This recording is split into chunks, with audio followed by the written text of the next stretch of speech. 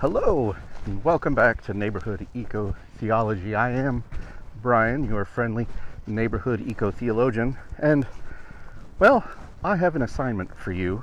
I know it's a little early in our relationship for me to start making demands of you folks, but I think you're going to like this one. So, what I want you to do is find a place near where you live that still has a bit of wild space. It could be a city park, state park, could be a patch of woods behind your house or an abandoned lot down the road. You might even let a spot in your backyard get a little wild and overgrown, really wherever there is any undeveloped space nearby. So, do you have a place like that in mind? Good. Now, I want you to adopt it. Why? Well, we'll get to that in a minute, but first I want to introduce you to my home park, Durant Road Nature Preserve Park. Once a local Boy Scout camp, Durant became a city park in 1979. In 2010, the city of Raleigh designated Durant Park a nature preserve in order to protect its unique natural resources as well as encourage nature-based play and education. I absolutely love this place. There are so many different habitat types that you can visit in one go. Anything from lakes and streams and swamps to meadows and upland pine forests and mixed hardwood forests and all kinds of, and even in the springtime some vernal pools show up. Because of the variety of habitat types, you can see all kinds of plants and animals here too. In fact, there's one species of flower I've only seen in two places, here in this park and in the mountains in western North Carolina. There are trails that wind their way through all of these different ecosystems, giving visitors really good views of all the different habitat types and a great variety of plants and animals and other species. It really is a special place. Durant also has all the public amenities of a city park. It's got your bathhouse and playgrounds and picnic shelters. That really only adds to the appeal this park has for my family in total. Bits and pieces of the park's history poke up here and there across the park. There's a couple of hearths and chimneys from the houses of the farmers that used to live and work in these hills. And you could still find remnants of the scout camp, the boathouse along the lake, as well as the paved pads that sat underneath the summer camp tents are still scattered throughout the woods. And the park staff have cleverly turned the old campsite latrines into interpretive stations for information about the life and plants and animals that live here in the park. And we'll check out one of those pretty soon. I was walking to get footage of the homestead. There's a second one that's not on the trail, but I knew it was there because I saw this. These plants here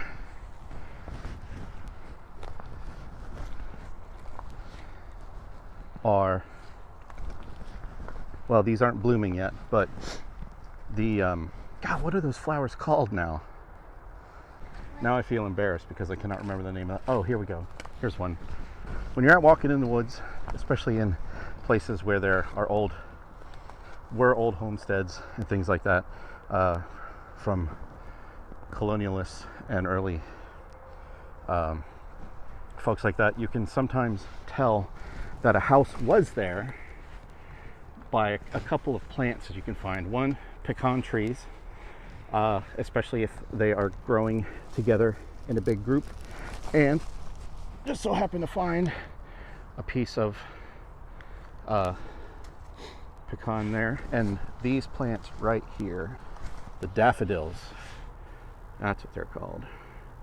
So these are not native to here, and you can always tell when you are near an old European settler colonial house or colonialist house when you see those daffodils, because they like to plant them in their dooryards Let's walk over here.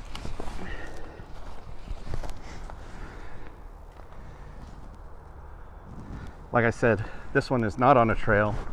You have to bushwhack a little bit to get back here. But here's the chimney. Ow.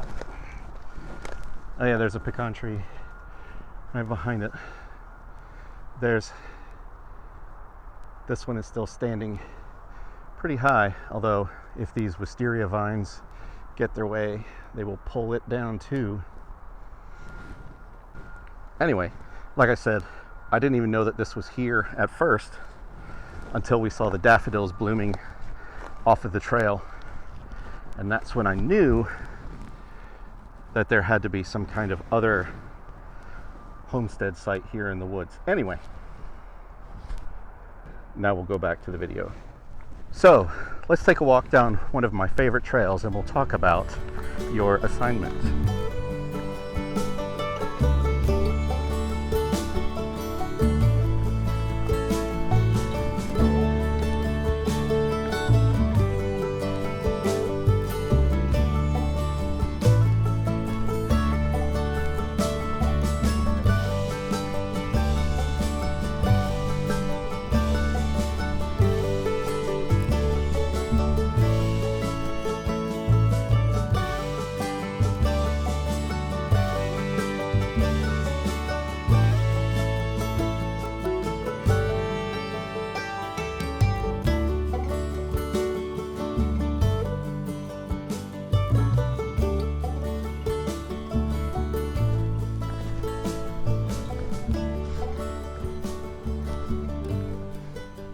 We're standing inside one of those latrines that I talked about. So we've got some signage in here. This one's talking about beavers.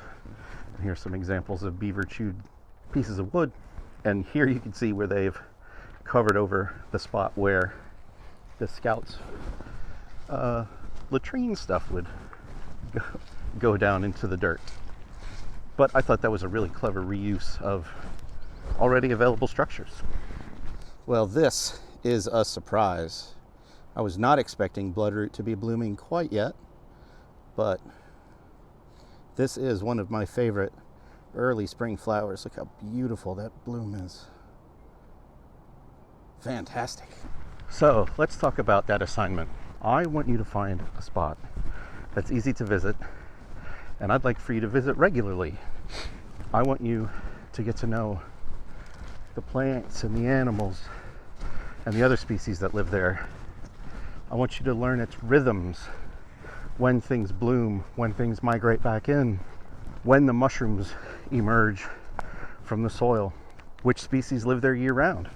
Is my hypothesis is you will eventually begin to feel attached to that spot of land, to that patch of wild, to feel a sense of familiarity and responsibility for that spot. But we will just have to wait and see how that all plays out. So in the meantime, just spend time in your wilderness area. Like I said, get to know it, get to learn how it feels in different parts of the year. Take your time and really get to know the area. And let me know down in the comments what your patch is like.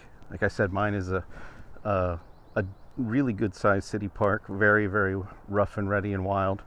But I'd love to hear about your patch, what you found, and what you're learning to care about. After all, to quote the Senegalese forester Baba Diom, in the end, we will conserve only what we love. We will love only what we understand, and we will understand only what we are taught. So, in that spirit, I hope you find a good spot, and let's learn together how to dig in and really figure out what's living there. All right, and remember, once I come up with a good catchphrase, this is where it'll be. But in the meantime, see you later.